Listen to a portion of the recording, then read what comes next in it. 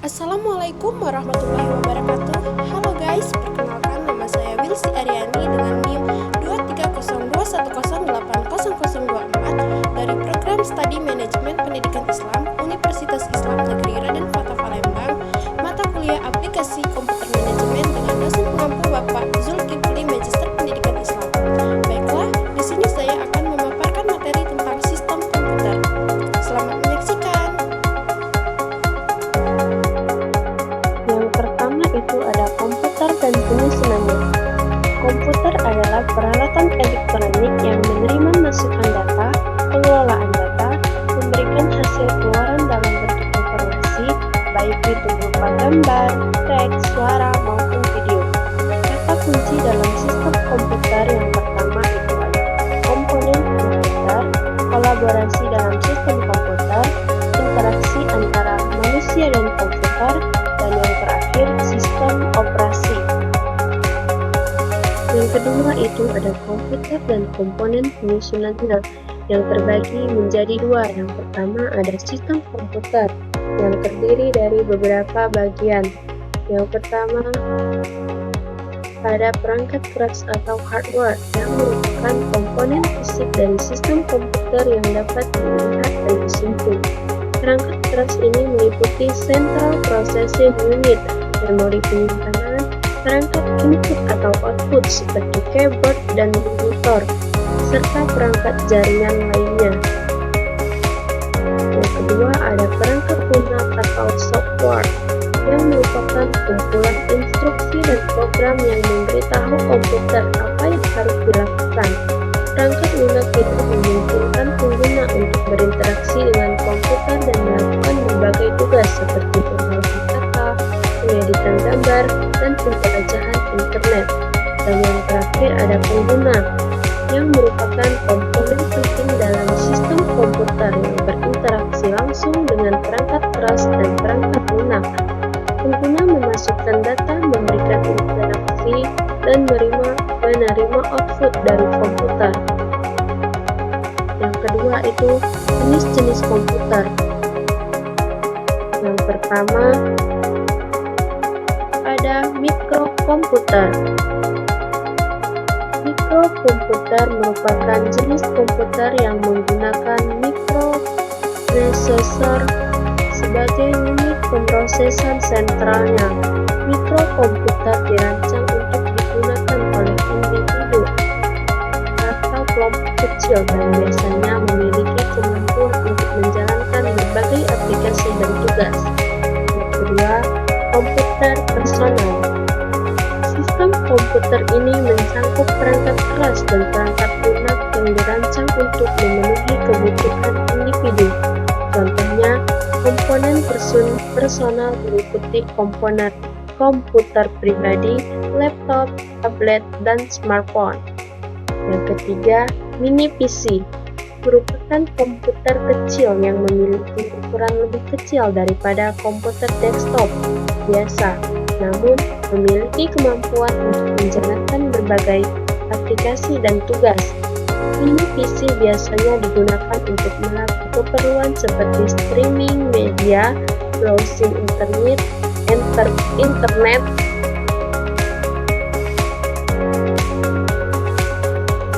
pengguna aplikasi ringan. Selanjutnya itu mini komputer yang merupakan jenis komputer yang lebih kecil daripada mainframe, namun lebih besar dan lebih kuat daripada komputer pribadi.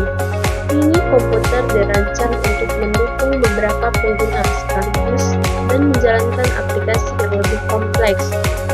Mereka sering digunakan dalam lingkungan bisnis dan industri untuk mengelola data, menjalankan aplikasi khusus, dan mendukung operasi yang lebih besar.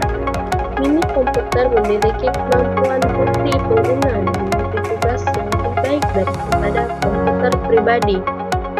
Selanjutnya, komputer mainframe yang merupakan jenis komputer besar dan kuat yang dirancang untuk mengelola dan memproses data dalam jumlah besar dengan kecepatan tinggi.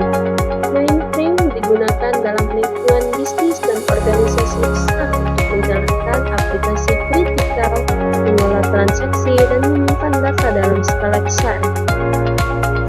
Dan yang terakhir itu superkomputer, merupakan jenis komputer yang memiliki kemampuan komputasi sangat tinggi dan dirancang untuk menjalankan aplikasi yang memerlukan penggunaan data dalam skala besar dan kompleksitas tinggi. Superkomputer digunakan dalam berbagai bidang seperti penelitian ilmiah, simulasi cuaca, pengembangan obat-obatan, dan analisis data besar. Materi yang ketiga itu ada interaksi antara manusia dan komputer. Yang pertama berbasis Graphical User Interface, merupakan jenis antarmuka pengguna yang memungkinkan pengguna berinteraksi dengan komputer menggunakan komponen visual seperti icon, tombol, dan jendela. Graphical User Interface membuat pengguna komputer lebih intuitif dan mudah dipahami karena pengguna dapat melakukan tugas dengan mengklik dan mengaktifkan elemen visual daripada mengetikkan perintah teks. Yang kedua, antarmuka berbasis perintah atau Command Line Interface.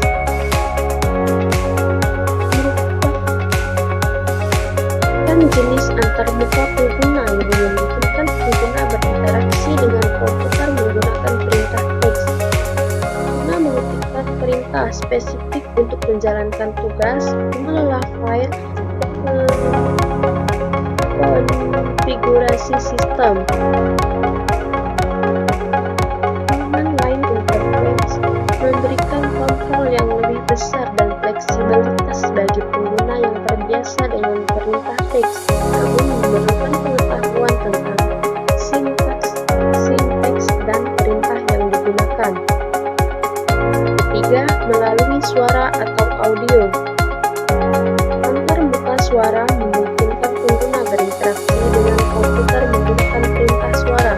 Pengguna dapat memberikan instruksi atau perintah dengan berbicara, dan komputer akan merespon sesuai dengan perintah tersebut. Teknologi ini menggunakan pengenalan suara untuk memahami dan mengeksekusi perintah pengguna. Contohnya, penggunaan antarmuka suara meliputi asisten virtual seperti Siri, Google Assistant, dan Alexa. Yang keempat, melalui gambar atau video. Antarmuka berbasis gambar atau video memungkinkan pengguna berinteraksi dengan komputer menggunakan elemen visual seperti gambar, ikon, dan video. Pengguna dapat mengenali dan memilih objek visual untuk menjalankan perintah atau mengakses informasi. Contohnya, antarmuka berbasis gambar meliputi pengenalan meja, pengenalan objek, dan aplikasi pengeditan foto atau video. Dan yang terakhir, melalui berbagai piranti masukan lainnya. Piranti masukan lainnya memungkinkan pengguna berinteraksi dengan komputer melalui berbagai cara, seperti sensor, pengontrol, dan perangkat khusus. Contohnya, piranti masukan lainnya meliputi sensor gerak, kontrol game, dan perangkat realitas virtual. Piranti ini memungkinkan pengguna untuk mengontrol dan berinteraksi dengan komputer dalam cara yang lebih imersif dan interaktif, sehingga meningkatkan pengalaman pengguna dan membuka kemungkinan baru dalam berbagai aplikasi seperti game, simulasi, dan pelatihan. Yang keempat itu ada sistem kolaborasi dalam komputer. Dalam sistem komputer, perangkat keras berkolaborasi dengan perangkat lunak, aplikasi, atau piranti lain melalui sistem operasional. Contohnya, ketika seseorang membeli laptop baru dan akan membuat laporan di dalamnya, perlu menginstal sistem operasi terlebih dahulu sebelum aplikasi pengelolaan data. Selanjutnya itu sistem operasi. Sistem operasi adalah perangkat lunak sistem yang mengatur sumber daya dari perangkat keras dan perangkat lunak, serta sebagai daemon untuk program komputer, fungsi untuk mengendalikan, mengontrol, atau memberikan koneksi antar perangkat keras komputer. Contohnya, sistem operasi modern, Linux, Android, iOS,